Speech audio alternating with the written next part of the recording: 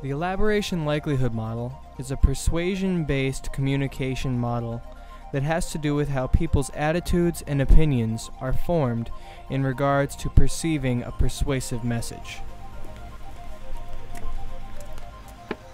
There are two cognitive processing routes to which the elaboration likelihood model attributes meaning. First is the central route. This requires a great deal of thought or high elaboration on the part of the subject, choosing whether or not to accept or reject the message.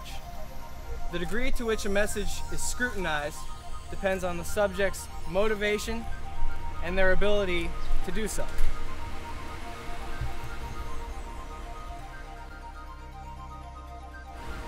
Now, this is not often the case for moviegoers, as most people seeing movies are seeking entertainment more so than critical examination.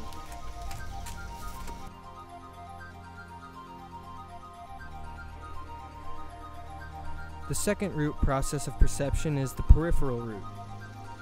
This route involves very low cognitive elaboration, and the choice the subject makes is dependent upon environmental characteristics, like the relevance of the topic to the subject, the intelligence of the subject's need for cognition and problem solving, the quality of how the message is presented, as well as the appeal of the source that is sending the message.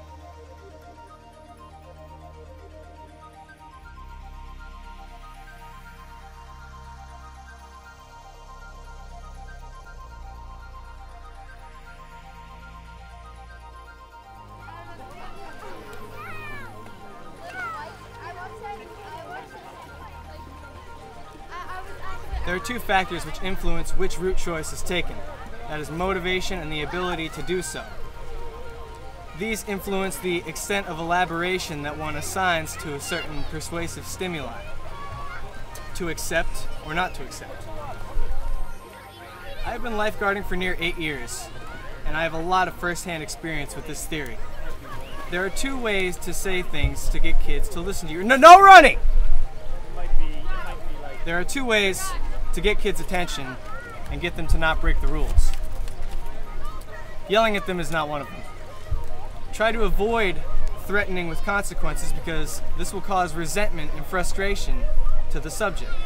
However, if you relate to them, it is the opposite.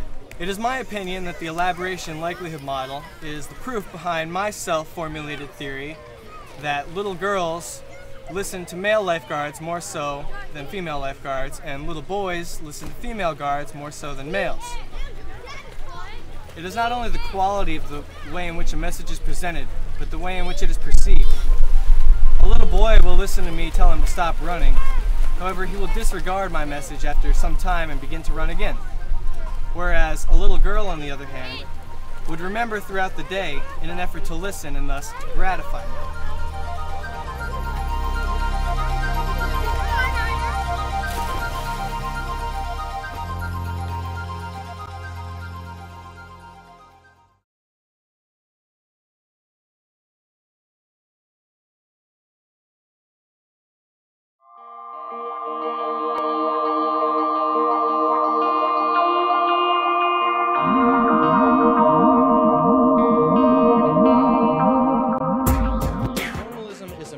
Film theory that deals with the technical and formal elements responsible for making up a film. Formalism considers these respective realms individually in relation to their cohesion or lack thereof in a final product. This is all done for the purpose of analyzing the emotional and persuasive effects of the film. One specific example of formalism could be the difference between holding a mic 2 inches from my face this poor sound with room tone and sound effects, it would exponentially take away from the effectiveness of the scene. Here in a photography studio, sound does not matter as much to the photographer. However, there are many similar production elements necessary to film as there are photography. For instance, lighting, makeup, wardrobe, set design, use of color, camera angles, and post-production techniques. Even cultural context and numerous other elements play a role in reinforcing or undermining the effectiveness of a film. The movie The Cutting Edge was about editing film. However, it was really about editing sound and images and merging them into an application that achieves the full potential of the work. Sonich Eisen supported that this notion can go as far as the personalities and relationships of a crew melding on the set. He suggested that sound engineers be present as early as possible during the creative process because their ideas can help mold and shape the director's ideas, creating a more cohesive collaboration in the final process. The structuralist film theory further emphasizes how formalism can convey meaning through conventions like juxtaposition. Lightbound and Spada inform us that sound qualities like timbre, pitch, rhythm, and attack are processed by grouping them in the mind.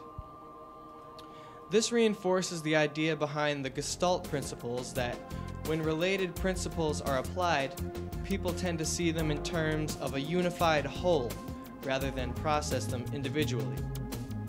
This further reinforces how the elaboration likelihood model regards subconscious habit forming.